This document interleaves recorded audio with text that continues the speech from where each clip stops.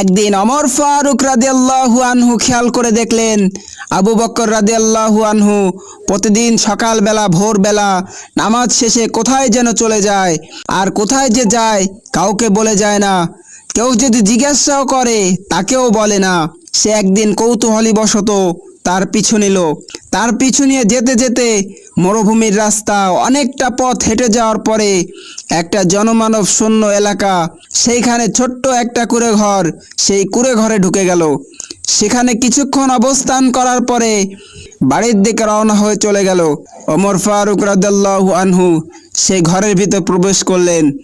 প্রবেশ করে দেখলো একজন বৃদ্ধ মহিলা, একজন অন্ধ মহিলা। তাকে জিজ্ঞেস করলেন, আপনার ঘরে যে একজন যুবক এসেছিল, আপনি কি তাকে চেনেন? সেই মহিলা বলল, না বাবা, আমি তো চিনি না, কিন্তু ওই যুবক যেদিন থেকে জানতে পেরেছে আমার অসুস্থতার কথা, দুরবস্থার কথা, সেদিন থেকে প্রতিদিন সকালে এসে আমার ঘরটা ঝাড়ু দিয়ে যায়, আমার সারাদিনের খাবারের ব্যবস্থা করে দিয়ে যায়।